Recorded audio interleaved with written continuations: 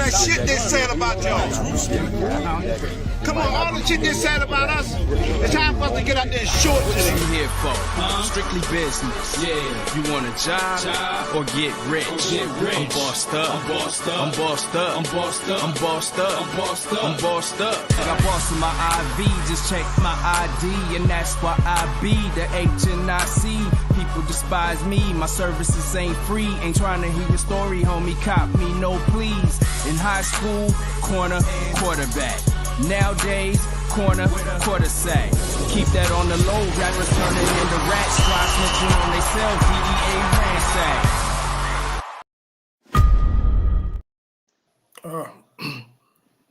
That was my fault. My bad. How's everybody doing? I hit the wrong damn button. All good. Yep. All right. So, what's good? What's popping? Boys are in the building. We got a special guest today.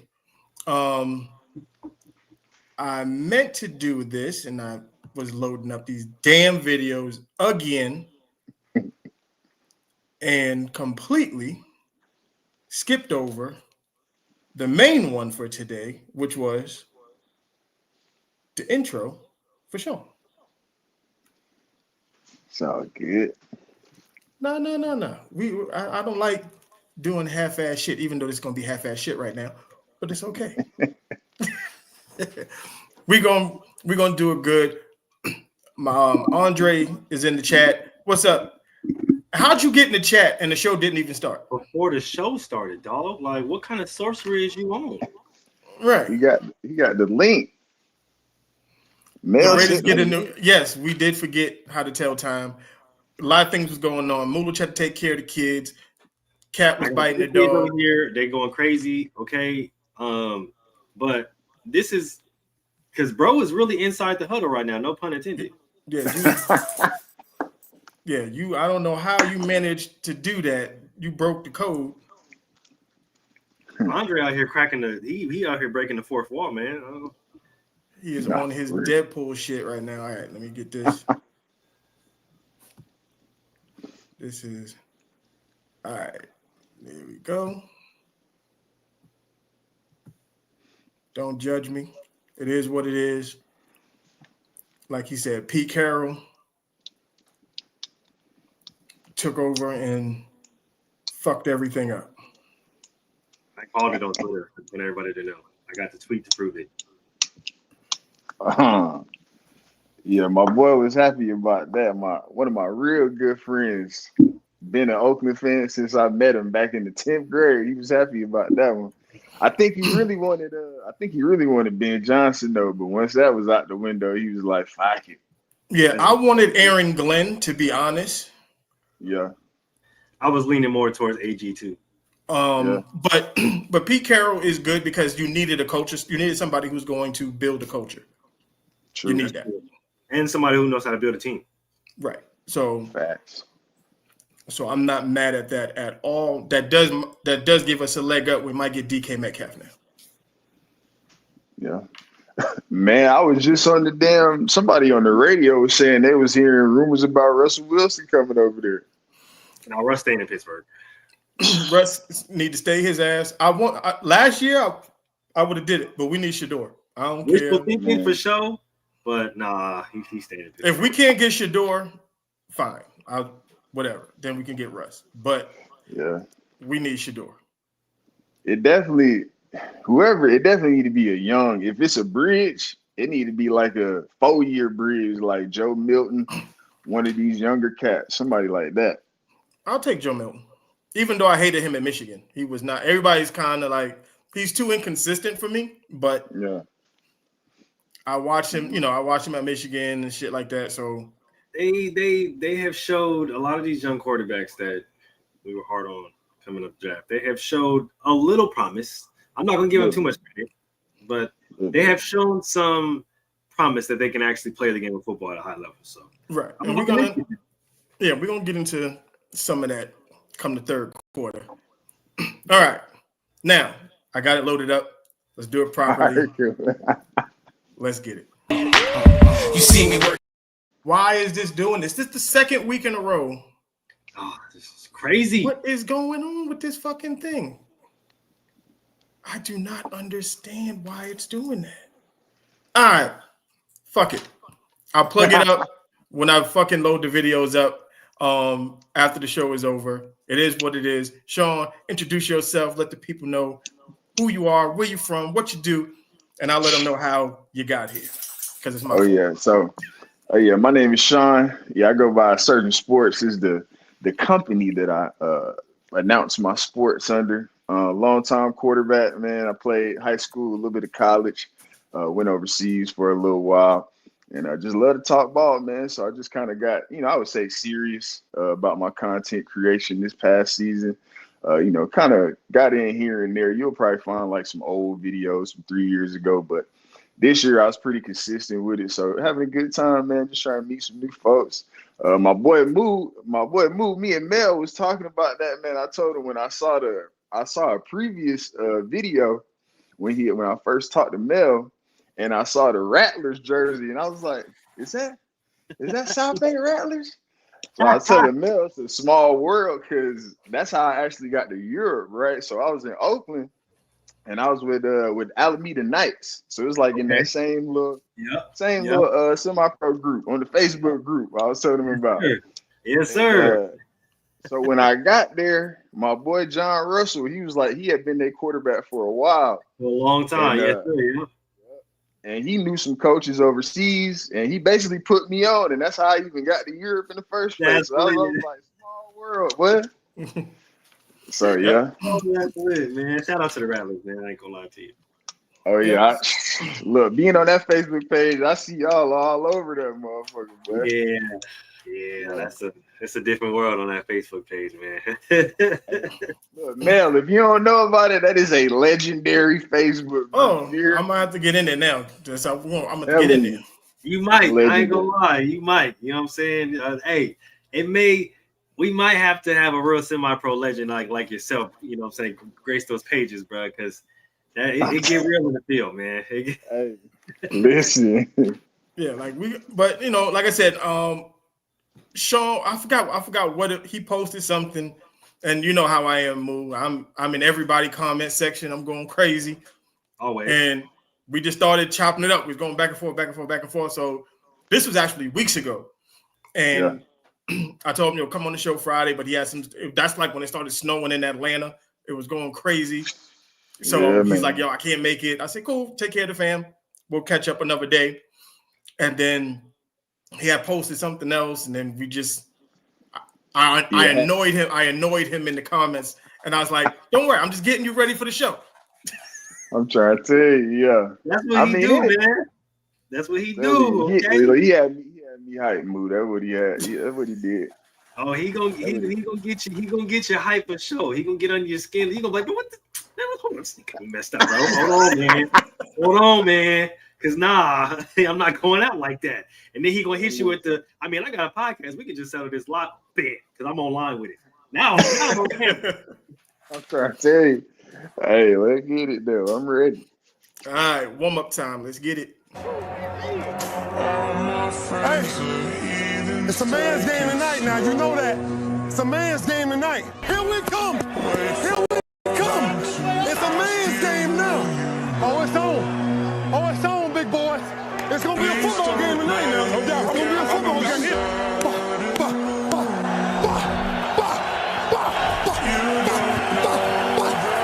Let's go. Let's play. Put your hands on them and let's play. Let's see if they can play physical football today. Let's see if they can run without nobody touching. You know what I'm talking about? All right. So the warm-up, we like to have fun during the warm-up. Just break the ice. We already broke the ice because Moolish wasn't here, so we were talking for 25 minutes. But it's all good. But this isn't football related, but this was just hilarious. This is from one of my favorite movies of all time. But this is, you ever got one of those homeboys that you try to,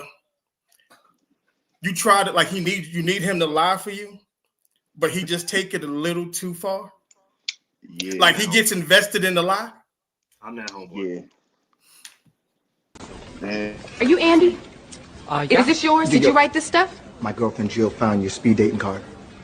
Oh, yeah, right. God, I've been looking for that speed dating card. So you actually wrote that one girl looked like she was hurting for a squirtin'? Mm-hmm. Yeah, hurting for a squirtin'. I wrote that. Oh, so you wrote hoe for show. Yeah, I remember that girl. She was a hoe. For show. You are never gonna meet anybody with that kind of mentality about women, you sick son of a bitch. Who the fuck are you to put me on trial? I've never even met you. So why don't you back the shit off, all right? And stop with the Inquisition. That's how you talk? You know what? I don't have to answer to you. You ain't my bitch. Know what I'm saying? So shit, man. Fuck it. You shouldn't even be hanging out with this pervert. I don't hang out with him. I work with him, and that's it. You should keep your hoe on a leash. Oh, bro, I can't let you. Hey. Can't let you be talking to me woman like that, dog. You know what I'm saying? Bitches running wild. Like, 40-Year-Old Virgin is one of my favorite movies. Like, Hey, absolute favorite. We talked about this on the back. We were talking about we were talking women's basketball and how, you know, we got generations coming up, and we talked about like former athletes' kids. Mm-hmm.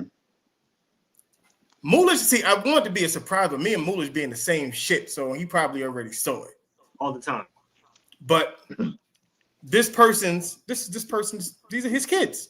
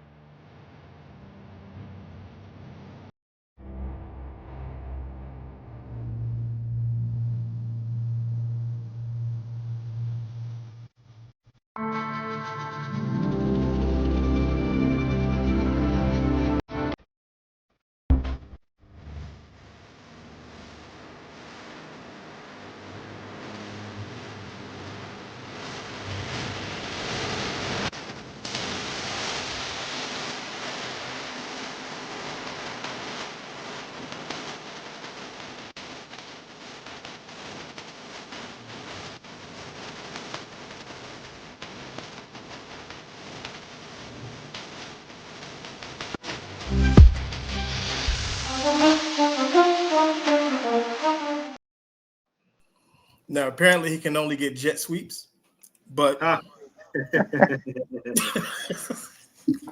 but if it worked, you ain't got to fix that shit.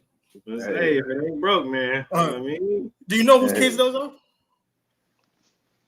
Because one was light skinned as hell and one was like my complexion, so I was low key confused. Adrian Peterson. Yes, sir. Yeah. Remember the little kid he got in trouble for beating? Hey, that nigga running people over now. So say that switch seemed like it worked, didn't it? Look, what? If we ain't learned nothing from Joe Jackson and Adrian Peterson, you can beat your kids to success. Into success. Talk about it, man. That's what happened. Hey, get them in line, but okay. Hey, because these new ones crazy. These new ones don't understand no other languages, to be honest with you. What is my daughter talking about? My daughter only says that because she's a Redskins fan, which is fine. It's in her blood, but we are part Raider fans now too. Okay. Okay. She gotta chill out though, because I actually rock with the skins though. She gotta chill out on my squad, bro. Relax. I never get it. And then right, and then my brother was like, "We got to cut down the warm up." He said, "Warm up be too long." But I said, "We get caught up in conversation, so this should happen." Yeah. So, but the last one, the warm up is the warm up. Sometimes the warm up is, you know what I'm saying, it's the hardest part of the workout. Right. So, and the last one we got hasn't been on here in a while, but Captain Lightskin has made a return. I would never in my life. The last 12 months for you have been pretty wild. Yeah, that's why I have this suit on and then this outfit, because I look like I was in the Matrix. That's how I felt last year. So, Morpheus. Morpheus. Yeah. Hey, man, that's my guy. Caleb is our guy. Most definitely. Man, he one of them people that, like, I gotta make excuses for him and shit. Like, you feel bad for him. I hope he got him a coach, man. I hope he can have a great career. I don't want to, talk shit about him no more. I don't care about the fingernails, bro. Just go play ball. That's where I'm at with it, bro. See, Sean, what I tell you I was doing, then this is my brother. Now he's load him early. Hey, he told you. I got a problem. I was doing it. I thought I did it. I didn't do it. It is what it is. All right. Understand something. That's a no. I would literally throw my PlayStation at you. Okay, don't ever say this again. Okay, no. I would sacrifice my PlayStation 5 strictly for this not to happen. Yeah. That is not happening. All right, let's get to the meat and potatoes of all of this. Let's get it cracking. We got the quarterback in the building. We're gonna break down these games. Let's get to the first quarter. We ain't got tomorrow. We got now. We ain't got next. We got now.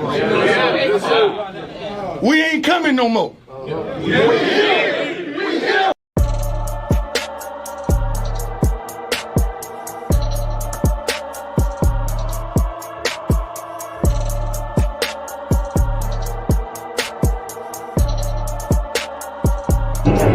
Just know when you on this goal side, we turned up the whole game, bro. We finna be live. We finna be popping it. I don't know how you got this camera in this helmet, but I like it. Let's go. Saquon Barkley just ram-slammed Los Angeles. Holy shit. Barkley is the second man-made disaster to hit Los Angeles. Shit, the U.S. is back on TikTok. Let me shut the fuck up. The Rams were fumbling more balls than Diddy after the 900th bottle of baby oil. Jalen Hurts is nothing but a backpack being carried on Big Dick Barkley's shoulders. All Hurts does is take chromosome-reducing safeties, throw checkdowns, and hand the ball off to the best running back this league has ever seen since Jahmyr Gibbs with Montgomery on IR. Matthew Stafford has more PTSD from snow than Charlie Sheen. Today was especially difficult for Stafford because he never knew where half of the Eagles' secondary was because they just blended into the field. Puka Nacua had my jaw on the fucking floor with this catch, but other than that, he was completely and utterly useless. And now the Eagles somehow have the best chance to win the Super Bowl according to Poly Market. Okay, now I'm gonna end this video because the real Super Bowl is about to start. If you want quick NFL recaps like this for every playoff game, fucking follow me at Poly Market Sports right now, Pookie. Shout out to Poly Market. Since I got a new phone and I can't get on TikTok on my phone because the app is not available in the App Store. Fuck you. Man, I just figured that out earlier, actually. I can't even get to the football TikTok no more. So I don't know how we're gonna do this. It's very weird. I'm upset right now. But it ain't. We're gonna figure it out. Luckily for you, I still have my phone and it's still downloaded. So just feel me whenever you need it. I got to shoot me to log in the cut ups. I'll go ahead and post them. We still good. All right, we'll figure it out. All right. So let's get to this Eagles-Rams game. Rams should have won this game. They definitely could have won this game. Come on, man. Where's the lie on the TikTok? The TikTok where's the lie? That's what I want to know. All right. No, I mean, okay. Kyron Williams had the worst fumble at the worst. Like that sucked all of the life out of it. I'm gonna get to a bigger reason on like in the third quarter, we'll get to why I think there needs to be a change. But you can't turn the ball over in those situations. And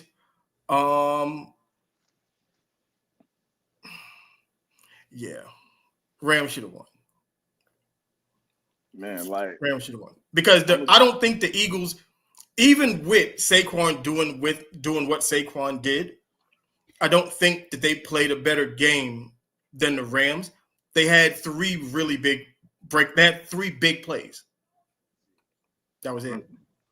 Bro, they've been surviving like that for a while. Hey, Mel been seeing what I've been posting for the last couple of weeks, bro. I'm tired. I'm tired of it, bro. I don't want to. Listen, I am waiting.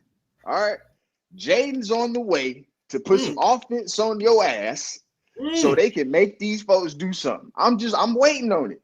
Right. I'm waiting on it. And if Jaden and them don't do it, I know Josh or Pat gonna do it for shit show. So I'm just waiting. Yeah, it was a pretty much anybody else. The Eagles probably get blown out, but that's. Well, this was a very winnable game. Even late, bro. Even late, it was a very winnable game. First of all, the fumble, you can't have that. But then it was the 2 bad sacks that Matt Stafford took late in the fourth quarter, and it's like you can't take those sacks, bro. At that point in time, dog. Like it wasn't him. The center. I get it. The center completely. How do you not? You blocked Jalen Carter all game. And then you get the ball inside the 20, and you say, "I'm not blocking him no more." You gotta, if you're Matt Stafford, you gotta throw the ball at. You gotta throw the ball directly. He didn't have no time. I know. That's what I'm saying. You gotta throw it directly in his face, bro. You gotta just throw it at him at that point. Like, just throw it at him. And just let the football gods take the wheel and have it be a scrum for the football in the snow, which is hard as fuck. You feel me? But at that point, I'm throwing the ball at him. Jalen Carter's getting a face full of football. Back. Hey, that boy an animal. And it's like now, as far as Stafford is concerned, that's one of those things with the playoffs, right? Like you probably had some chances at some point when the Eagles weren't being the Eagles on defense, right? As far as, even specifically with Jalen Carter, right? Now you're not gonna beat Jalen Carter on every goddamn play. And the ones that you do beat him on, you gotta capitalize. You gotta take advantage of that. Mm-hmm. Every time. And when you don't capitalize, 9 times out of it's almost like a karmic thing in these football games, right? Like you fuck up this play where you had everything perfect, and then this next play that you really need, you're gonna take this sack. You know what I mean? That's all that seemed like that's what happened. Yep. And it sucks because this was he made a very monster throw at the. Oh my god, that throw on the sideline. Yeah, he's still Matt Stafford. You feel me? Like that boy's still crazy, boy. Like he still go crazy, dog. I was like, oh yeah. That's why when they got the ball inside the 20, I was like, oh, it's a wrap. I said the same thing. I was like, they fucked up because they left him in the game. You can't leave Matt Stafford in the game. Mm-mm. Yep. Man. Yeah, I was upset. No, I was big mad. Especially when the damn game clincher is Saquon breaking for 50 plus. Like, bro, that's not even supposed to happen. Like, y'all just got away with some shit. Yep. Bro got to smacking his helmet and turning up, yelling and shit. Right. Bro was having a and this is not a Matthew. This is not a Saquon. I don't fuck with you, Saquon shit. It's Definitely not. That game. The Eagles weren't supposed to win that game. They just weren't supposed to win that game. I was hoping that they lost, so that would be the game that Sirianni finally loses his job. That was it. Honestly, to keep it a bean. Like, yeah. That's what I was banking on. I have nothing against the Eagles. It's just I do not like. I don't like Nick Sirianni at all. That's the only thing I have against the Eagles is I don't like it, and me being a Washington fan. So true. So is that who's calling plays in Philly? Sirianni? Mm-hmm. That's what somebody was telling me in the comments. Like, oh yeah, have you ever heard of an offensive coordinator? And I'm just like, listen, man. I have heard of an offensive coordinator, but I also see people wide open. I see balls in the dirt. I see things of that nature. All right. So I'm not really worried about no offensive coordinator at that point, bro. We can't even get a 10-yard out completed. We talking about play calling. Watch out. Yes. All right. What y'all talking about? That's a good segue into this next bullshit. Welcome back to the fucking bullshit. Holy shit. Patrick Mahomes is intentionally flopping out of bounds. This should be a fine. Seeing Travis Kelce happy makes me so sad. One of the best kickers in the league turned into prime Rick Hansen. Patty Mahomes just dicked around, slid late, and then 2 Texans players hit each other in the head. But the refs still threw a flag cause they almost touched their Lord and Savior. The Kansas City cocksuckers are increasing male depression numbers 1 win at a time. Instead of banning TikTok, Congress gotta ban the Chiefs. Right from the opening opening fucking kickoff, the bullshit began. Boyd crashed out like a mid-season George Pickens and shoved his coach. How the fuck is this roughing the passer? I looked up what a hip drop tackle was in the dictionary and saw this fucking shit. And now the Chiefs are at 21% to win the Super Bowl on Polymarket, which is just way too fucking low. There is obviously no point watching the rest of the playoffs, but if you still want game recaps for the rest of this shit, fucking follow me at Polymarket Sports on IG or Red Note Pook. That Chiefs game was bullshit. It was hard to watch. That shit was fucking stupid. And I just looked it up. Kellen Moore is actually the play caller in Philadelphia, which doesn't surprise me at all, considering. How did Kellen Moore? I did not even know he was in Philly. Mm-hmm. He's me either. Man, but the Chiefs, I don't know. Like the timely bad calls on every play for them is ridiculous right now. It's got to stop at some point. At some point, you got to take the game out of the refs' hands. Like my brother's in the chat, he knows when we had to play the Brooklyn Mariners, we knew we had to play 11 on the field and them other 4 fucking zebras on, and we had to take it out of their hand. We had to, because we weren't going to beat 15 people. Mm-mm. You just can't. It's impossible to do. And the roughing the pass or unnecessary roughness, whatever that was, when the 2 Texans hit each other, that should be at least reviewable to be like they didn't even touch Patrick Mahomes. Touch him, literally. And the flopping out of bounds thing, that should be a 15-yard penalty. Off top. They got to make some adjustments on this shit for sure. Because this is getting out of control. They have to. And then they missed the hip drop tackle. I still like there's a lot that happens in Chiefs games that don't happen in any other game, and it's irritating to watch. It's wild. And you know what's crazy? I'm gonna tell you the crazy part, right? So my whole family damn near is Chiefs fans, right? Die hard. So man, listen. So the past 4 years been like, okay, this is cool to see. You know, they ain't won a Super Bowl since my mama was born in the goddamn 70s and shit, right? So it's been cool to see. But like the last 2 years, I say, it's been like, oh, this is starting to look real patriotish right here. How that even happened? You know what I'm saying? They starting to get calls and all this type of stuff happening. And now it's just like, man, fuck. Now you just don't want to see it. Kind of like the video said, now you just don't want to see this shit no more. Because it's like, y'all was already good, right? Y'all got the best 2 coaches in America. What are you doing all this for? Even with Pat trying to take advantage of the calls and shit, right? Like, bro, really? Yeah, I mean, because it's getting nasty. It's not even nasty at this point. This is egregious, bro. Yeah, this is egregious, dog. Like he's actually doing this on purpose, and it's really disgusting. Like at some point in time, y'all are going to have to tune into the podcast and listen to me. Listen to your Uncle Moo, okay? Hit that nigga in his face, bro. He's going to stop. He's going to stop at some point. Run through him, bro. At some point in time, somebody, where is my boy Aziz Al-Shir? When you need it, run through that man. They threw his ass out the league. It don't matter. It's a sacrifice I'm willing to take. Man, I'm telling you. Give me a 10-day. Give me a 10-day, and I'll run through that man's face and come back to semi-pro tomorrow. Just run through his face. I eat that penalty, bro. Don't worry about it. Nothing. Somebody going to do it. Matter of fact, it's enough tension on that Buffalo Bills defense to where I can imagine they might throw somebody in there for a series and get them going, or not get them going, but just send them a message like, "Hey, we ain't doing that shit today."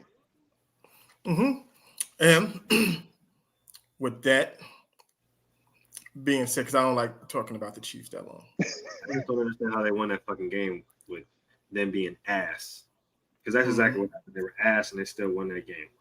Yep. So, but then there was this. What the fuck just happened? Holy shit, Jaden Daniels just mercilessly dicked down Detroit. Bro did to the Lions what Jamison Williams did to the end zone. Washington eliminated the Lions an hour after eliminating TikTok. The entire NFC North were fucking frauds. Dan Campbell saying, I'll see you in 2 weeks aged like 2% milk in the Sahara Desert. See you in 2 weeks in Cancun with the rest of our division. Jared Goff might actually be ass. And Dan Campbell gave us his thoughts after the game. All I try to do is have fun and entertain fans for 3 hours per week, and the football gods reward me with a first round out and a defense that wouldn't be able to stop a bank robbery if Stevie Wonder was the getaway driver. The top 3 quarterbacks left in the playoffs are Lamar Jackson, Josh Allen, and Jaden fucking Daniels. Argue with the goddamn wall. Who would have imagined that Washington would ever be at 11% to win the Super Bowl on Polymarket this season? But here we all are. And if you want quick recaps for every game of the playoffs, fucking follow me at Polymarket Sports right now, Pookie. So that happened. My picks was crazy. I picked all the road teams, and the only one I got right was Washington. So we called it. We called it. That's one right now. It don't matter that we went like one of 4, 1 of 3. It don't matter. But that one, that's the biggest one. Yeah. I wish if we could do this for one game, just so he could hit Patrick Mahomes, I would do it. Tell me. Choice would be Sean Taylor, rest in peace. Yeah, I mean, I think Washington. I said it when they got Jaden. I said Jaden was one of 3 quarterbacks that were ready to play in the NFL day one. Yeah. JJ McCarthy got hurt, and so he couldn't do it. And Michael Penix, when he finally got in, you saw what he was about. He was ready. So, this game, like. If not Jaden Daniels, Jared Goff and Sam Darnold are the same person to me. I swear. So I swear. I don't know why people got excited about, Jared Goff. And nah, I said this before. The best quarterback in Detroit is still sitting on the bench in Hendon Hooker. Until they make the switch, nothing good is going to happen to them. Yeah. Look, we don't make excuses over here. Here we go. Yeah, I heard that too. Yeah, they got a lot of guys out on defense. And all right. What they was winning games with those guys on IR, so come up, y'all lost 2 games all season. Yeah. So yeah, I'm not gonna make excuses, because had they won, that would have been, he's still winning with guys on IR. So it is what it is. It happens. Yeah.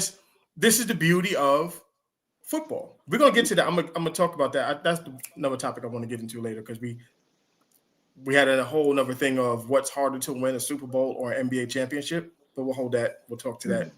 We'll get into that. All right. But you just saw how a poised quarterback and a good quarterback Jaden Daniels is. Yeah. He doesn't get, like, nothing phases him. It's weird. You just don't see that in rookie quarterbacks like that.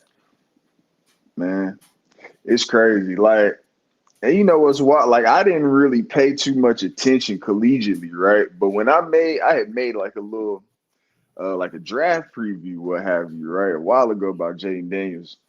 And man, aside from him having the other 2 Rookie of the Year candidates on his LSU team, it was like, the first thing that I noticed was just the toughness, right? The poise. I'm looking, now this boy 100 and look like he about 160 pounds in the SEC, and he taking hits, and I'm looking like, damn, he played the next play, the very next play, right? So that pretty much translated directly over to the league, right? And then as far as this game here, it was one of those things to where now we knew it might be this Jared Goff that we saw, or it could be 400 or 500 yard Jared Goff, right? It just happened to be the Sam Darnold look at Jared Goff, kind of like Mel said, right? But we know that, and that's what Jaden is a lot to me as well, is just super consistent, right? Like, I knew that his accuracy would help in this game a lot. I kind of saw. I think I kind of compared the Bills game when I watched the Bills game to kind of get a comparison for this one. And Josh Allen was super accurate. He ran the ball well, and Jaden did the exact same thing in this game, and it worked out for him. Got some turnovers. Hell, it probably would have been a shootout for real, even without the turnovers, right? Like I didn't see them stop them too much on defense. So, obviously you said you had the injuries, blah blah blah, but that kid is hard to stop. Point blank. Yeah, he is. And shout out to my man Mikey Samerstill with his 2 picks. Michigan. I don't know why they allowed him to go back into that damn stadium, but he did. He comes from the greatest football program in the country. I'm just saying that with my brothers in the chat. Yeah, I'm not gonna like that comment too, but it's just I'm gonna tell y'all when I knew this game was over. When Jaden threw that damn, well, actually not. When Terry McLaurin took that fucking screen I was like, yeah, it's over. It's over. Done. It's done so. It's over at this point because though he broke tackle. Oh yeah, I'm out of there. Skedaddle. I was like, oh yeah, no. Because what happened? It was the very first play after the fucking Lions had scored.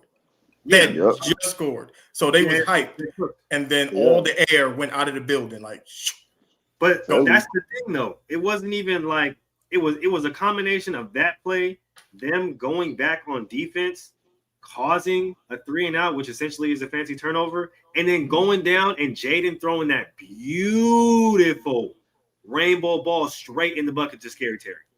Yep. I knew it. That's when I was like, yeah, it was over. You leave Jello out of this, okay? Okay, first of all, that song is gas. All right, you leave Jello out of this. All right, you're gonna leave my skin brother from SoCal alone. Right. You feel me? He ain't got nothing to do with this. Ain't got nothing to do with this. No, leave him out of this. But I mean, and you know what they always say, styles make fights. And this just wasn't a good matchup for the Lions. No. It just wasn't a good matchup. So, it turned out to be that, which is, I got, and the thing is, I have all the confidence in Washington. Oh, most definitely. Because the last 6 games of the season, Jaden had to have a game-winning drive at the end of the game to get them. So and did it. So it's like shootouts are fun for him. It just look like they're fun for him. And that's the thing, man. So it's just like, whether he's down by 15 or whatever, he's, it's like, my uncle just says, it's like, you're either going to be a thermostat or a thermometer. I think that's the thing about Jaden that people don't understand. Jaden's a thermostat. He sets the temperature for the entire room. Facts. I don't think people understand because even when you see it, and just like y'all say, like, he's poised, right? Like, he's controlled, right? Like, even in college, him taking the hits and stuff like that. Like, if you really look at him and you really watch him, even in high school, right? Him coming out of high school, like, even when he takes those big hits, when he knows that he made a mistake, when he knows that it was a bad throw, bro never stops smiling. Yeah. Always has a smile on. Like, I don't know if it's a crazy smile or what, but he just I don't know what it is, but as long he's always smiling, he's always laughing, he's always this, he's always that. And it's like that tells me right there, you can't break that man, bro. Yeah. You can't break him. When I tell y'all this game can be had. Yeah. I mean, I didn't already. Now, it was the funny part about, and I was laughing at this shit, thinking about the last time they matched up, but it was Nick. I didn't realize that Jalen Hurts got injured that early in the game that last time. So they basically played your boy last time. Who was that? Kenny Pickett. Kenny Pickett. Yeah. So they basically played him for 3.5 quarters. The last game that they ended up winning. But I was laughing because, hell, they probably threw the ball more than they threw the ball all damn season in that game. But we'll see how this one goes. Yeah, we're going to see. Now, let's get to the bullshit. Now I'm going to turn up Sean right now. This is when it gets fun. Mark Andrews just dropped the fucking season. Holy shit. Lamar Jackson orchestrated the perfect 90-yard legacy-defining drive just to have Cancun Andrews let the 2-point conversion slip through his fucking dick grippers. Andrews was dropping more balls tonight than P. Diddy elbow deep in baby oil. Bro woke up this morning inspired by World Series Aaron Judge. This game was absolutely fucking beautiful old school my dick is bigger than your dick power football. But on the 2-point conversions, these fucking Muppets dialed up a couple bullshit pass plays instead of handing it off to their bulldozer built like Donald Trump. Buffalo's best player tonight was dead 2 years ago. The Bills are slowly turning their play style into that of that satanic football team of witchcraft and wizardry in Kansas City. It's like the more mediocre that offense plays, the better chance Buffalo has to win. Josh Allen just went out there and did his fucking job without treating the defense like Make-A-Wish kids, and now he has the Bills at 29% to win the Super Bowl on Poly Market. And if you want quick recaps like this for every playoff game, fucking follow me at Poly Market Sports right now, Pookie. This is where the show goes crazy. because this was the conversation me and Sean was having on Instagram. Yeah. All right. So the quarterback said that the pass was too low. The receiver says, nah. That ball was right there. You got to catch that. Can the DB chime in? The DB can chime in. The DB says catch the damn ball. Yeah. The hell? Okay. I mean, we all gonna say catch the damn ball. But when listen, man, I critique Lamar at a higher level, bro. Mm-hmm. All right, at a multiple MVP, should have had a Super Bowl level. Okay. It's a situation where, and the crazy part about it, I don't know if it's a, flat throw kind of issue. Because, like I say, both of the 2-point conversions was the same damn throw. The other one, I kind of went over that on my Instagram. But the other one, he just like missed the window, doesn't understand to put touch on the ball. Isaiah likely got the whole goddamn end zone to just loft it up to him. He the tallest guy on the team, right? And I just know he got big feet. That's how they lost to the damn Chiefs. Come on, man. Damn, I forgot about that one. And for me with the second one, and also with the Derrick Henry throw, that was also a touchdown that was missed. That was 6 points, not 2.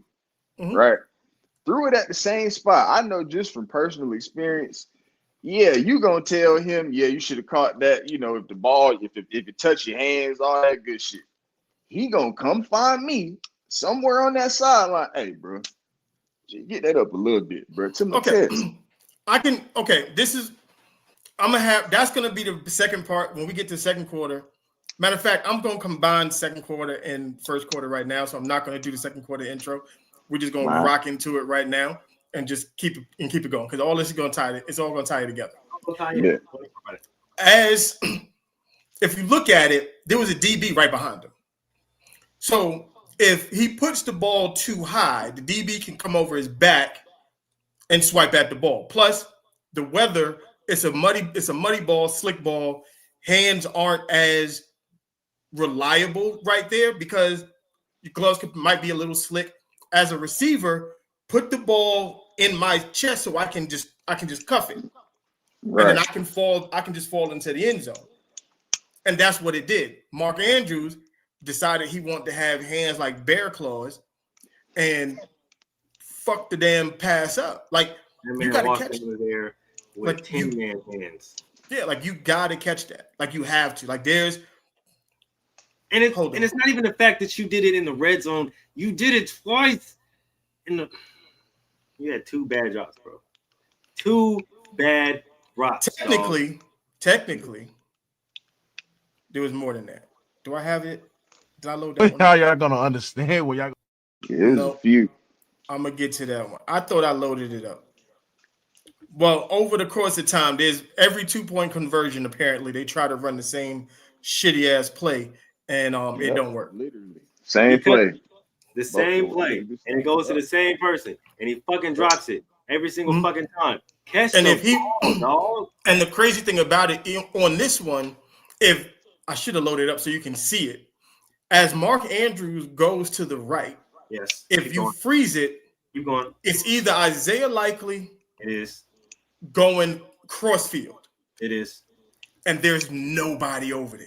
Nobody. Like, all he does, if he kind of pivots and just throws it backside, he's wide open.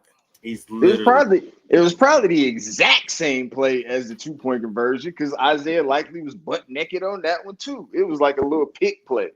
And this is what I'm saying. Like, okay, now on my page, I had the back view from the All-22 film, right? When you see it, he literally pump fakes in the throw that he ended up throwing like on a line behind Isaiah Likely. It's crazy. Like Isaiah Likely literally leaning back for the ball like this and then proceeds to tell him to put it up after the play. So I'm just, it's just, for me, it's little stuff like that with Lamar, right? Like, why are you throwing the ball to your running back that doesn't catch passes? You're throwing that at his kneecap. Why are you doing that? You know he don't catch passes. You make it easy for those kind of guys. Because I think what happens with Lamar, he aims the ball sometimes when he doesn't have to. Definitely. Just doing too much. Right. And which leads me to, okay. I think that's a personnel issue. I think because we saw it in the Eagles-Rams game, we saw it in in the Bills-Ravens game, weather playing a huge factor, at least in my opinion, playing a huge factor. Now, I have an idea.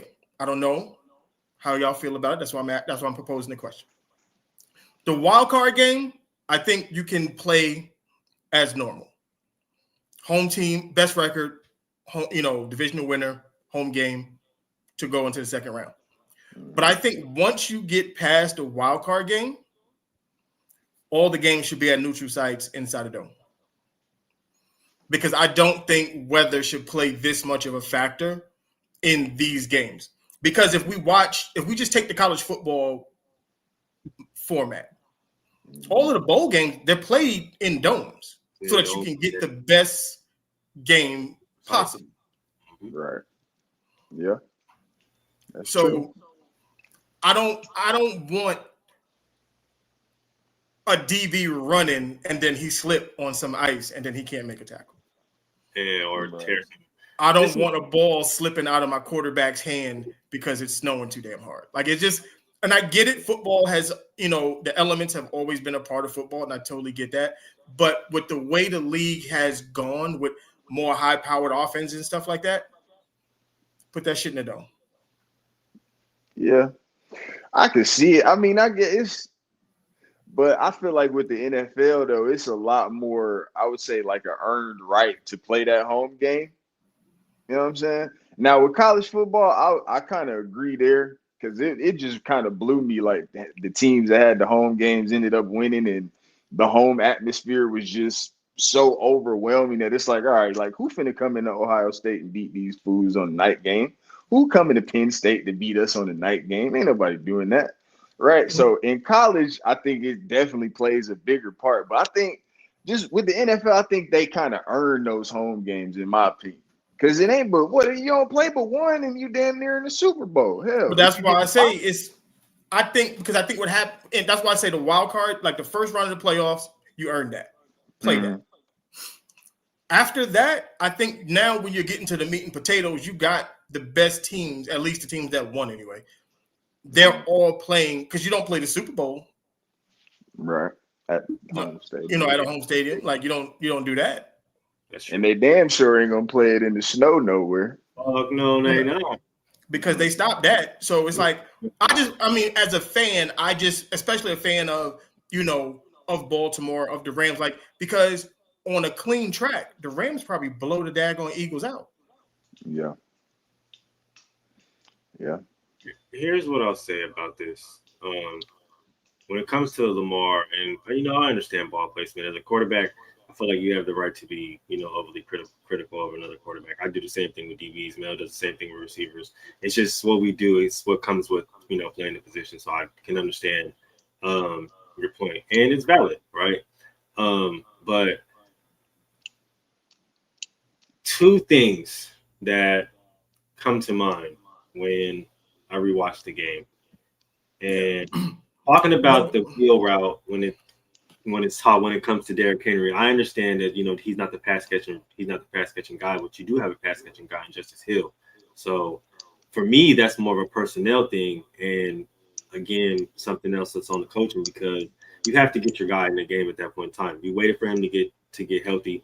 You understand that he can be a difference maker in the pass game, and he's clear mismatches is as far as him versus Derrick Henry in the passing game. So like that is another big thing for me. It's just like you gotta know who in the game though at the same time. Look, absolutely. That's absolutely true. It's just we've seen Derrick Henry catch passes out of bed. No, he don't catch passes out of bed. We absolutely have. But as a defense, if Justice Hill is on the field, then I know he's a receiving threat. As a defense, if you see Derrick Henry, you're not thinking, oh, he's gonna run a wheel route up the sidelines, or you're not. So this is why he ends up open, is because the defense isn't expecting those things. Right. Well, he really ends up open because the linebacker eye violated, if we're being honest, which tells me it was a mismatch regardless. And that's just me going over the film and watching the film and looking at it through a coaching eye. Like, obviously, I got my pass catching guy, I got my blazing guy who's gonna be any mismatch, or who's gonna be mismatched on any linebacker. If I'm seeing that as Lamar, as the play develops, which that technically wasn't the first read, because they ran that play at least 4 times, and it was the last time they ran it. It turned out to be more of a choice route, so that Derrick Henry had the option to go upfield if the linebacker set into flat. The nigga eye violated straight out through the gate. Was looking at Lamar straight out through the gate, so Derrick Henry automatically knew that he had the upfield advantage. What I'm saying is, as a coach, you got to understand that this, as I have my pass catching back and I have my receiving back, I need to get that guy in the game at this point in time. And looking at the touches that Justice Hill had, and looking at the difference maker that he was in the last playoff game, I got to get him more involved, and I got to get Derrick Henry more involved, especially in red zone and close yardage situations, like a 2-yard conversion, like a 2. Yeah, and I mean, keep it a bean. The best players the best players on the field, not named Lamar Jackson, was Ed Oliver and Matt Milano. Yeah, Milano did his thing. The Bills' defense was retarded. Yeah. I had that written down. Listen, you talk like Derrick Henry finished the first half with 69 yards, total 84. Mm-hmm. You know what I'm saying? Like, yeah. But what we were saying though, Justice Hill was Justice Hill was breaking them off 10 plus. Well, if you look at it, both of them. This is why I don't understand the Ravens mindset sometimes, because it's like they lose who they are. Derrick Henry was averaging 6 yards a carry. Justice Hill was averaging almost 8 yards a carry. Yeah. Run the ball. Like, what are you doing? Now, this is what I'm getting at too. At the end of the day, when it comes down to it, what are we really saying about Lamar if we're having a problem with you passing the ball in clutch situations? Like, pass game is not your bread and butter, monkey, and you should understand that by now. What is that saying about Lamar overall? Well, I'm not gonna. He didn't. I mean, the pass he threw to Likely for the touchdown, that was. I mean. Yeah, but see, that's what annoys me though, when he turns around and does that. Because the crazy part is, right after the Derrick Henry throw was the play action when he threw the seam up there to Likely, threw it on that back shoulder seam, and it's just like, bro, I know you can do that. That's why I get annoyed when you don't set your feet and throw the wheel route, or reset your feet and throw the 2-point conversion to Likely over here. You see what I'm saying? Yeah. What's going on, Chris? He's new, so we don't know Chris Foster, new follower. He said he thought he was who he was. Mahomes, they said, generational. Caleb gonna be all right, man. Look, Caleb gonna be fine. We don't talk about light-skinned Jesus. Relax on Caleb, bro. You gotta understand he came into, and I understand how it looked prior to the season. Oh, they loaded up the box, they loaded up the team for him, and bro. Okay, Eberflus, we all know he was an idiot. If you didn't know he was an idiot, I'm sorry, climb out from under a rock. Their offensive coordinator has been absolutely atrocious, and then Ryan Poles, and their offensive line was trash. And thank you. That's the biggest factor is their offensive line is filled with with legitimate. I don't want to say the other P word, but legitimate pansies, dog. Yeah, like if they would have done better if they didn't not say waste, but if they didn't put all their resources into weapons and just filled out that offensive line, it would have been a better thing. It was bad.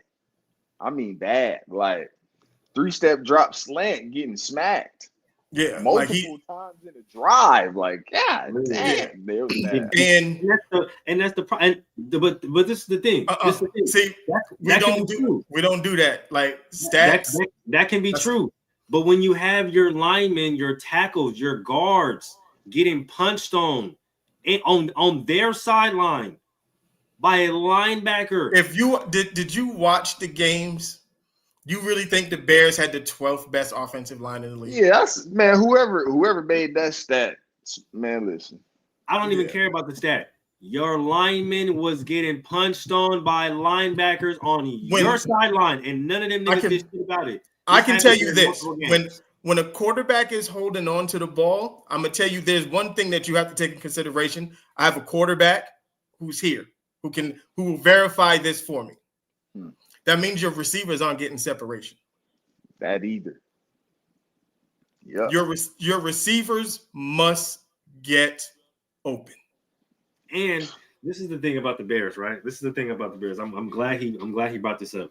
Number one, like I said, you have a whole line filled with legitimately little ass. Caleb, Chris, you typing fast as shit. You got speak to text. Because you are going crazy right now.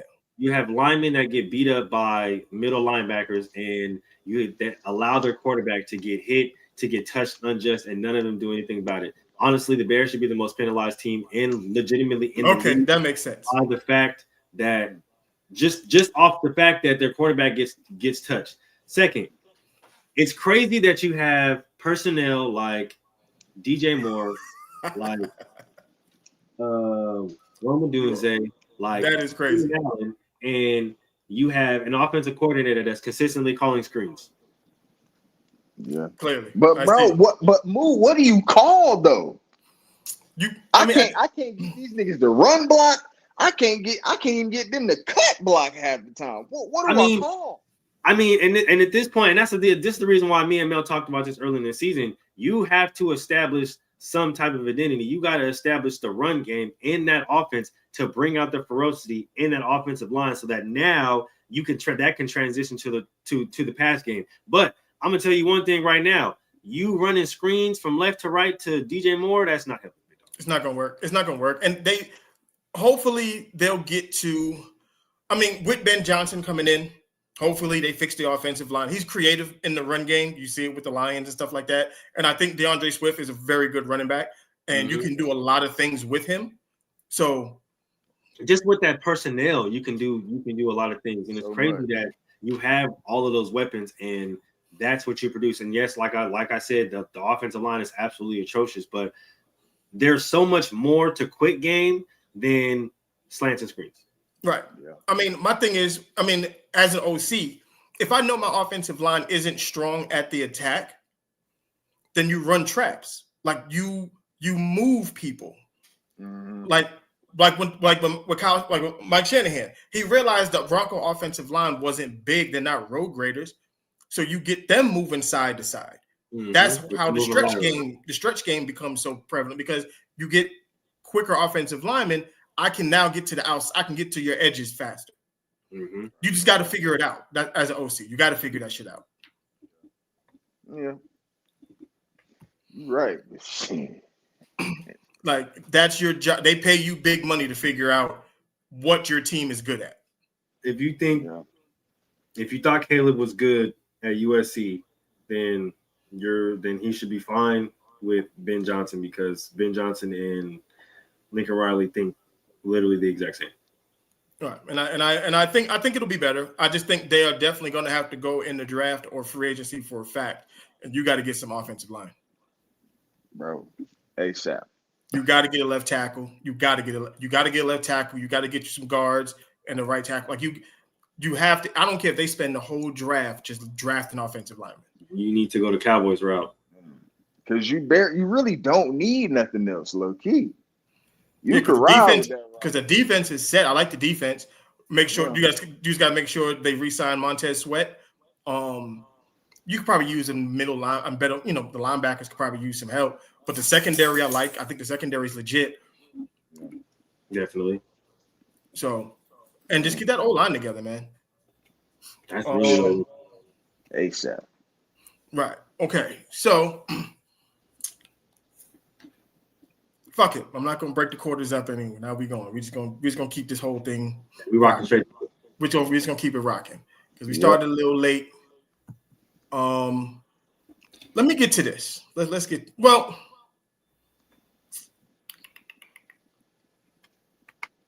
I want to get to. Well, this will be we'll finish up the Lamar stuff, but with this. And Trent, this has nothing to do with you. Shout out to my boy Trent. This is the dummies you have on your show. And this is the shit that. When y'all gonna listen to me? When are you gonna sit there and say, you know what, Mookie, you were right about Lamar. Your man choked again, once again. But it's the crazy thing about it, though, right? The man choked with a historical defense. And now you telling me he choking with a historical offense, brother? Now everybody want to sit there and talk about, oh my goodness, oh, Mark Andrews dropped the ball, oh, he fumbled the ball. But ladies and gentlemen, the game was lost in the first half of the game. When you turn over the ball, bro, in the first half of the game, that's detrimental to your team's offense.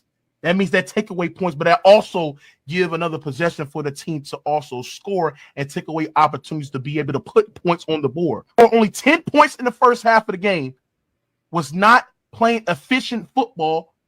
That's a choke job. The Ravens was overwhelmingly the favorites against the Bills. They had a better team. They had a better offense. They had a better defense. They had a better O-line. They had better everything over the Bills. And Lamar Jackson found a way to choke. He is the worst playoff quarterback in the history of the game. This guy, Lamar Jackson, has a losing record. Anybody that won multiple MVPs, he's 3-5 in the playoffs. He has more turnovers than touchdowns in the postseason, ladies and gentlemen. We talk about he's never won consecutive games in the playoffs. Never. And this is a guy who they're going to give 3 MVPs to. They're going to manufacture and give Lamar Jackson 3 MVPs, chat. A guy that hasn't won multiple games in the postseason, a guy has never sniffed the Super Bowl, he's getting 3 MVPs? That sound like manufactured to me, bro. The fumble was terrible.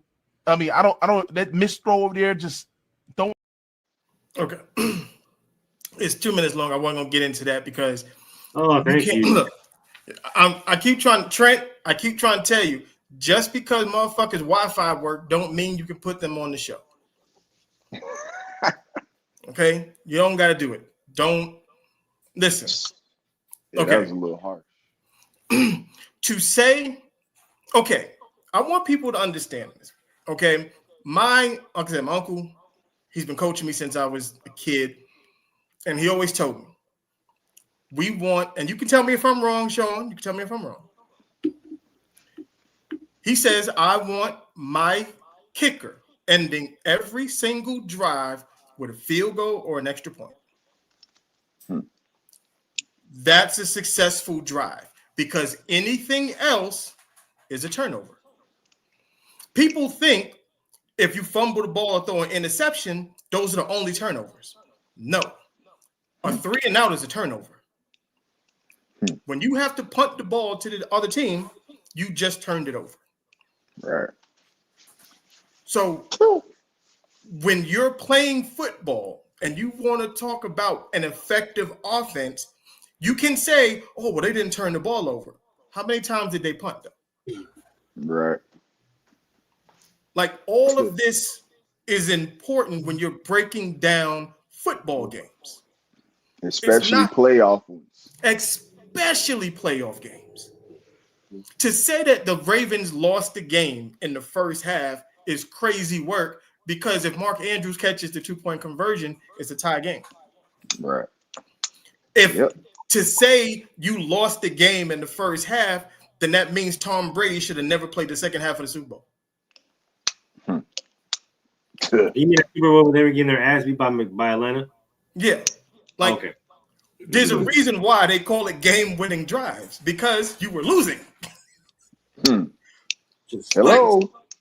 Like, come on now. Like, this is why I said you can't have these types of people talking football as they've never played football. If you've never put on pads and you've never been on that field, you understand. Yes, some wild shit can happen in the first half, but you can correct it as the game goes on.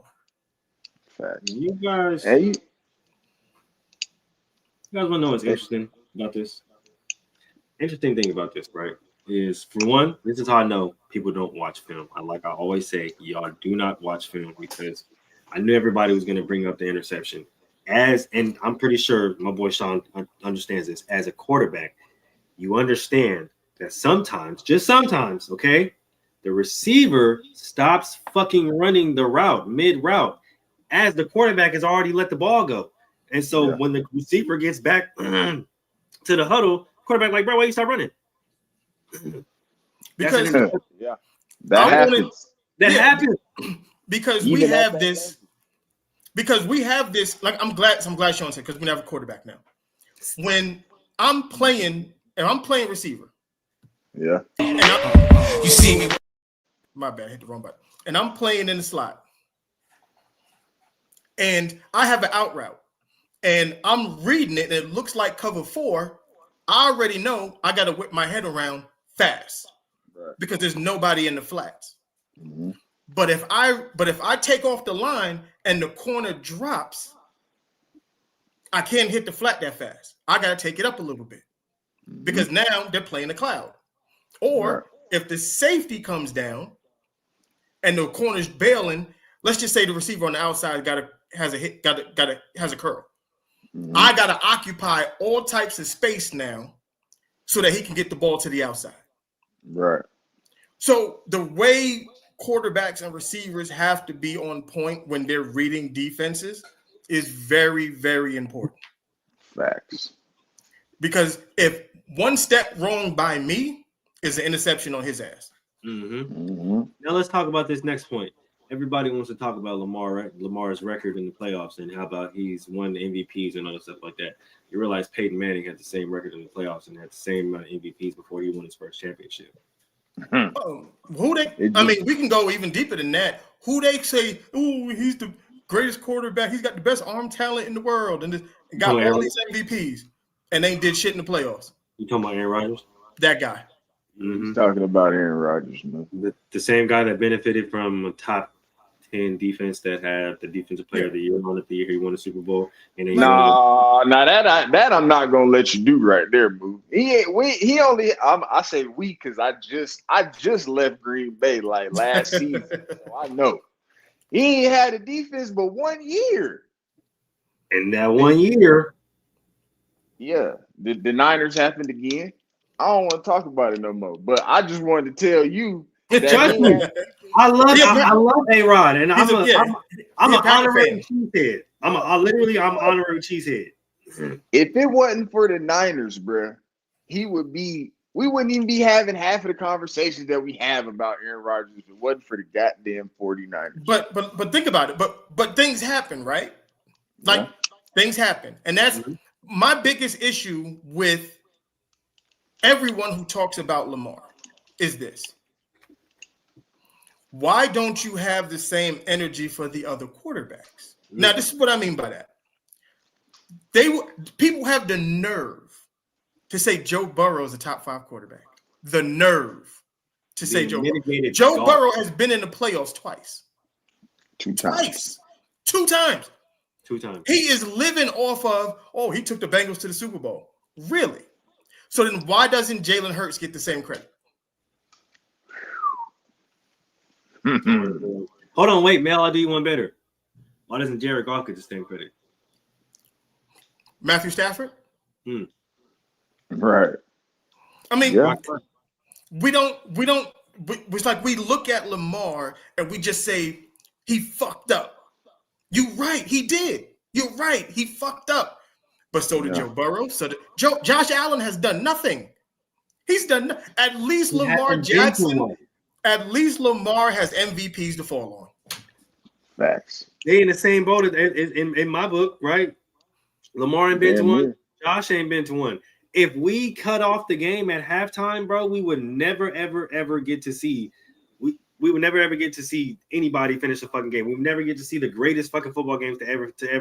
We don't get to see Julian Edelman's catch. We don't get to see Mario Manningham's fucking helmet catch. We don't get to see David Tyree. We don't get to see that if we cut off the game at halftime because a quarterback was playing bad in the first half.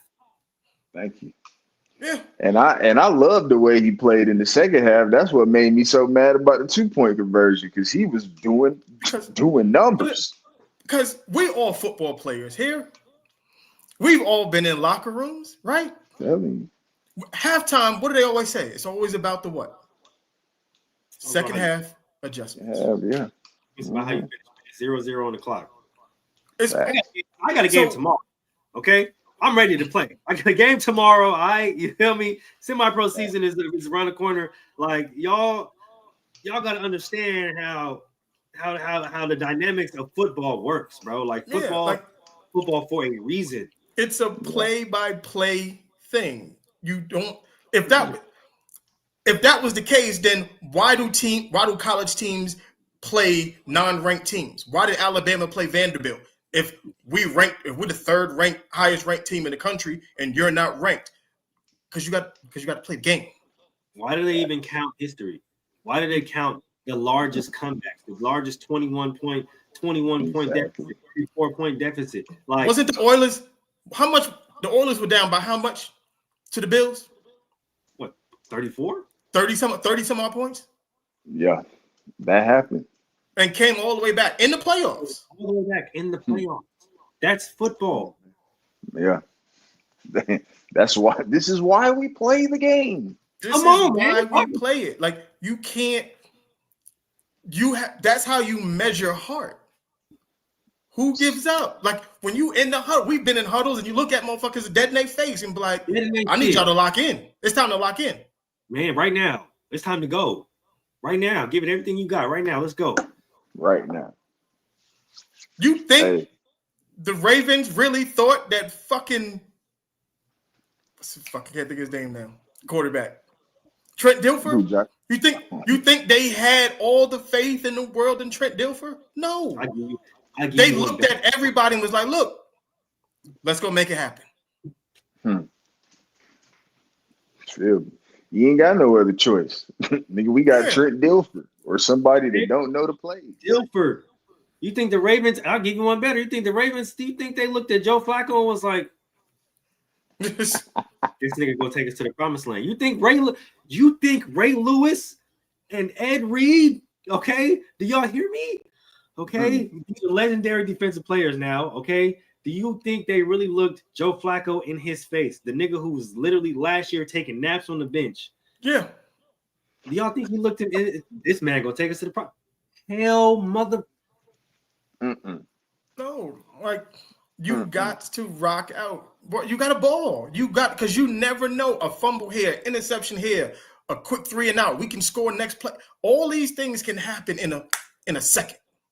Facts. In a and second.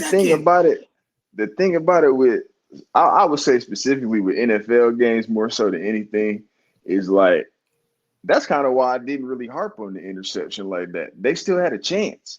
Yeah, I totally. Yeah, and then Brad Johnson on the Bucks. Come on now. Ain't no way.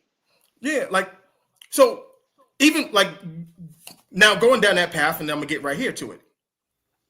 What do y'all think? Because I had the craziest argument in the world about this on Instagram. I'm always arguing on Instagram. Always. I got football guys here, so I'm pretty sure it is. What's harder to win? A Super Bowl or an NBA championship? Me, it's a Super Bowl. Now why you say that, Moo? You get one game. Yeah, That's you ain't it. got, but yeah. That's it. That's all. Ain't no, oh, well, let's just go back to the drawing board. We got game 2. We got game 3. We got game 4. Oh, we got game 5 if we win game. Nah, bro. Meet up right now. Give it all you got. It's this. At some point in time, it comes to more than competitive nature, more than just, we got to win it. This is pride. This is ego. This is everything, bro. Like, this is one game, one moment, one time. That's all you get. That's no tomorrow. That's all you get. Because dude was arguing me. I said, you know what? Let me stop it, and I'm gonna put it in context so hopefully you can understand this. Yeah. I said, if you play in Call of Duty, is it easier to play the game with 1 life or 7? Because if you got 1, you got to lock in. There is no mistakes allowed to be made. Yeah. None. Yeah. If you got 7, you could be kind of careless a couple times. Mm-hmm. You could run around goofy and shit and be like, oh, damn it. All right, cool. You can't do that when you only got 1. Only 1. That's it. Yeah, ain't no tomorrow. Ain't no, oh, well, we'll just go back and watch film and adjust, and, maybe we'll get him in a second. And hell nah, bro. You got 2 halves, big dog, and that's it. You got what you got right now. Look, that's why. But if you think about it, why is March Madness so big? Right. And that's what first came to mind too. When you asked this question, I was like, yeah, March Madness one and done. That's like the epitome of basketball, the peak of basketball. Yeah. It's one and done. You don't got, there's no time to be like, oh, because you hear LeBron say, well, I take, game 1 to see how this, you ain't got time for that. Yeah. It's the ultimate level of competition for me. Like, ain't no run it back. Ain't no, oh, well, we'll get him next time. Nah, bro. Like, this is when you look, this is when the man become boys. This is when you look the person next to you in their eyes and see what they got, bro. I need your best today. Like, today. I need right everything that you got right now, today. Let's get it. Yeah. Yeah, I feel you on that. I guess I was thinking more so about just how tough it is to beat a team 4 times. You know what I'm saying? Like, imagine imagine having to do that in football, but nah, that just is like illogical in football. There's too many guys. It's like, because that's what one of the guys like, how hard it is to beat a team 4 times out of 7? I said, yeah, because you got to win 1, stupid. Exactly. Nah, for real.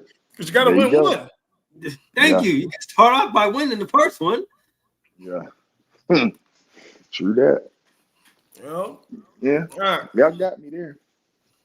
Yeah, and it's just, but that's why football is as popular as it is. That's why college football is as popular as. That's why the NC March Madness tournament is so big. That's why the women's March Madness is so big. Is because you're sitting there for 4 quarters. We're going to find out who's going to win this game in 4 quarters. That's it. That's it.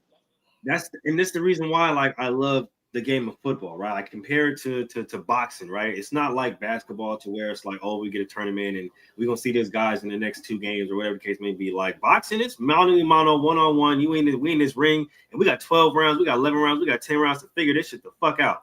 That's it. Somebody gonna talk about this motherfucker victorious, and by damn it, it's gonna be me. And I take that mentality to football because you only get one. I don't know when I'm gonna see these niggas again. So y'all gonna get every part of me and then some. Right. And that's the funny thing, because that's something else I want to touch on. I know this is football shows. We always jump in and out of different sports here. That's what we do. It's all right. It's all right. Yeah. But I got into another argument. Mullard, I think you saw it on my thing. That's why you laughed. Yeah, I did. So, because me and you didn't have a conversation. We boxing guys. Okay. Clarissa Shields talking a lot of shit. Yes, we had this conversation yesterday on PVT. Now, I got into it. People arguing. I said, look, Layla Ali, if they were to fight Layla Ali in her prime, Clarissa Shields in her prime. Yeah. Layla Ali going to beat the dog shit out of Clarissa Shields. Yeah. I don't know. I don't think I've seen a whole lot of Layla Ali. I've seen a lot of Clarissa Shields. I'm going to tell you like this. Like I told people, I said, y'all probably don't. I said, some of y'all probably too young to understand who Layla Ali is, because a bunch of people was like, she's only nice or she only get recognition because of her last name or who her father is. I said, no, false. You would be 100% wrong on that because Layla Ali has finished her career in boxing 24-0. 21 by knockout. Damn. Yeah. Clarissa Shields is 15-0 with 2 knockouts. Yeah. Sound about right. Yeah. Because somebody was like, oh, no, Clarissa Shields, she's got better boxing IQ. I said, I'm going to tell you this right here. I'm going to tell you this right now. If we're going to talk, we can't measure who has better boxing IQ, but I am going to take the person whose father is the greatest boxer of all time. Nigga came out the womb with better IQ. What the hell? Like, I'm just going to take that. The thing about this Layla, Clarissa thing, and I know a lot of people are recency bias drunk, which is okay. A lot of people don't like to do their Googles and their research, but it's fine. The thing, Layla didn't just have to fight in the ring. And when she was fighting in the ring, it was more than just her opponents. She was fighting the media. She was fighting that was the biggest thing. She was fighting narratives. She was fighting stigma, legacy of her father. The legacy of her father. Like, she was fighting the biggest stigma of all, or women shouldn't be boxing, and you shouldn't be doing this. You shouldn't be, like, there was so much stuff that she was battling at the time where she was literally trying to create her own lane as a boxer. And the fact that she stopped trying to follow her father's legacy, the fact that she's getting discriminated against just because she's a woman trying to dominate in a male-dominated sport, the fact that she's trying to beat narratives by, she's just a nepo baby, she's only good because of her dad, and this and this and that. Like, all of that, including all of her ring work, right? And y'all got to think about, right? Like, boxing is a sweet science. I've been boxing since I was 10, so trust me, I know a little something. Okay, it's literally a sweet science. When you break it down to an intricate level, I'm sorry to tell y'all, Clarissa's not ready. Like, she's not. Okay, the reach is not there. Okay, the power is not there. Okay, the footwork is not there. The vision is not there. The hand placement not there. The defense not there. I'm sorry to tell you, I can keep breaking it down, level by level by level. It's just not there. Told me in the comments that Clarissa Shields could take a punch. I said, stupid. Boxing is not about taking punches. Swear. It's like, if you taking punches, you fucked up. Right. Floyd told you that. Yeah, like, it's about hitting and not getting hit. Right. But yeah, I would say that argument probably would just have to be between a recency bias kind of person and like somebody that really know what they're talking about, because it's not a real argument from what y'all telling me. It's really not. It's so unfair. It's crazy. It's not even close, and that's the crazy part about it. It's not even close. Like, but at this point, and like I said yesterday, Clarissa has to worry about the narrative of her ducking Alicia Baumgartner right now. And she shouldn't even be worried about Layla and her legacy. Like, you should be worried about how people are going to view you because you don't want to fight Alicia. Nope. At all. At all. I watch women's sports, Brian. I'm trying to tell y'all. You feel me? Your boy gets down in the You feel me? That's like, we that's another thing, Sean. Like, me and Moo, like, this is what we do. Like, we're very big in women's sport. I told you I coach women's football.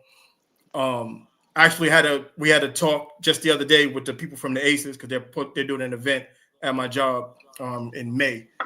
Oh, that's so yes, always doing stuff with women's sports and shit like that. So that's what we do. Tell Asia, I said, hey. Look, I told him, I said, look, I don't care what y'all do. I said, just as long as Sydney Colson show up. Tell Asia, I said, what's popping, and I signed NDAs, man. That's it. You feel me? He said NDAs. All right. So let's get to these AFC and NFC championship games. Who we got going to the Super Bowl? Man. Because we might get real in this motherfucker real quick. Y'all got, like I say, y'all know how Mel, I'm going with this. I'm going with this. Okay. I should have put the hoodie on. I didn't put the hoodie on. That's my fault. Y'all got one job, bro. You got one job, dog. Okay. Yeah. We are all. I'm going full Tyra Banks, America's Top Model here. Okay. We are all rooting for you. Do not let us down, bro. Please. Okay. I don't even care if y'all go on to lose the Super Bowl. Please. Oh, for the love of everything. All right. Just don't. We don't need to see it. Okay. No. And you know what I'm talking about. I'm not even gonna say it because I don't want to jinx it, but you know we don't need to see it. Okay. Look, I'm glad Moose started it off like that because I don't want to talk about this no more, bro. Right. Neither one of these teams, I don't want to talk about them no more, bro. I don't. Okay, you heard what the man said. Okay, and I really like Jaden. I want to see Jaden get into the Super Bowl, make history, things of that nature. Them other two, honestly, Chiefs, Bills. Man, both of them can goddamn kick rocks. To be honest with you, has there ever been two NFC champions? Has there ever been? Just take two. They just get rid of the AFC altogether. Altogether, just right now, scrap the AFC right now, and just let Jalen and Jaden just battle it out. Because, for real, bro, that's the way that's the way I'm going to take it. I'm like, look, Jaden, you know how I feel. We're going to have a rookie lead his team to the Super Bowl. I told you earlier. Lord willing. Okay. And I already said, I said if the Raiders got to the Super Bowl, I was going to go to New Orleans. But if Jaden, brother, you get Washington to that goddamn Super Bowl, I may have to hop a flight. Man. I may got to hop a flight. And if y'all win it, I'm definitely going to the parade. Oh, most definitely. You gotta do that. Yeah, I ain't gonna lie. This game can be won. I know that front seven is very, very atrocious. Don't get me wrong. But that back, okay, look, okay, them DBs. Yeah. I like Samer still. They can be had. Hey, look, Cousin Coop is balling right now. Okay? He is. Cousin Cooper Regime, that boy, he balling right now. But the mother nigga, I ain't gonna lie to you. They can be had. That's all I'm gonna say. Jaden, go out there, do your thing. Brian Robinson's gonna be the key to this game. Yeah. You want to know who's gonna be that people ain't talking about? One De'Ami Brown. Watch. Facts. Well, De'Ami's been cooking though. He's been, exactly, but people ain't been talking about. Do you know what's crazy? You know what's crazy about this? I didn't realize this until I saw the Amon-Ra St. Brown thing. The Washington could have drafted Amon-Ra St. Brown, and you could have had Terry McLaurin and Amon-Ra St. Brown on the same team. And you still would have been able to get it. Still. That's crazy. Yeah. But shit, that'll save them some draft capital next year, though. I ain't got to go get a number 2 now. I already got one. There you go. Well, the word on the street is they're working pretty hard. Once the season's over, they're working on getting Malik Neighbors in Washington. Holy shit.